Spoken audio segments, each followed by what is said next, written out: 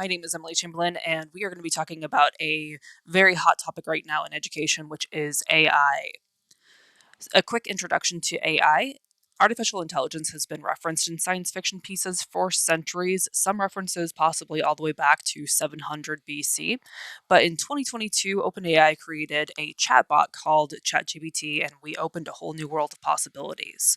So I want to talk about the benefits for teachers and students, starting off with teachers, and we've got a few time-saving tools that I want to take a look at. So the my top two recommendations for lesson planning purposes would be ChatGPT and Copilot.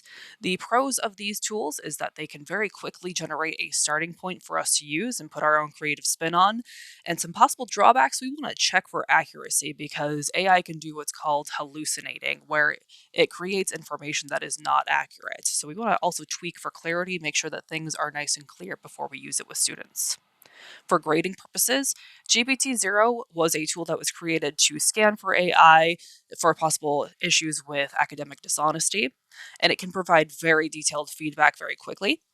So, like I said, it scans for AI, and it also can do a service where it checks the works cited page to see if they are accurate sources that line up with what they say they do. Some drawbacks to GPT-0: it can generate false positives just like all other AI scanners. And then there's also concerns about feeding it intellectual property. So if we're running a student paper through it, is it consuming that information and then using it to train itself? Collaboration tools, we have things like Otter AI. It's time saving. It's a chatbot that goes right into the chat on a meeting that you have going on with multiple different people for your, so like a PD or a meeting, and it will quickly generate a transcript, and it's nice and time saving for if people were not present for that meeting. Some drawbacks, we do have some issues with this AI not being able to understand certain speakers and in loud environments. Benefits for students. Whereas teachers, it was more about time saving. For students, it's stress saving tools. So I'm going to look at some of my top favorites for students.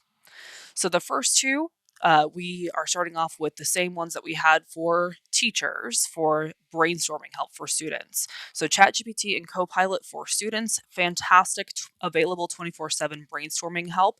It can give very detailed explanations that will help students to brainstorm their research papers or their essays. Some drawbacks, though, to these is the hallucination and the biases. So very, very similar to what we have with the teacher side of things. And whenever we're using these chatbots, we want to make sure that the information is accurate and free of biases.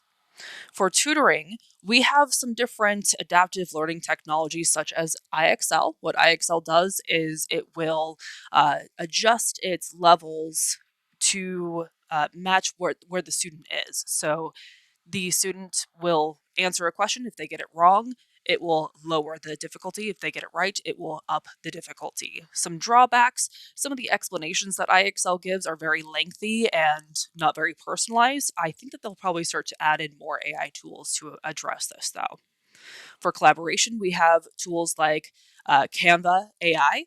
The pros to this is that a lot of students can all get on there and be working on a team presentation together utilizing those AI tools. Some drawbacks is that a lot of schools might have this blocked because of some of the possible things that students could get themselves into with those AI tools. Some possible non school appropriate things that they could get themselves into. And I think that Canva will address this as we continue on. Concerns about AI, we have major concerns that have been brought up by the community that AI uh, parent companies are addressing, and we will be watching out to see how they continue to address those issues. Environmental impact. AI consumes a massive amount of water. Impact on the arts. We have artists that are concerned that people will not continue to come to them for original art. Instead, they will quickly generate something with AI. Students and teachers have expressed concerns about over reliance, so going to AI and avoiding any critical thoughts, and also accuracy concerns. Is the information coming from AI accurate? Some key takeaways for us: Always use AI as a support tool, not as a replacement for those human interactions and critical thoughts. Always verify that information coming from AI sources. Combine AI with your own creativity. Don't just take what AI is giving you. And keep learning new tools and updates as they come out from the different AI parent companies.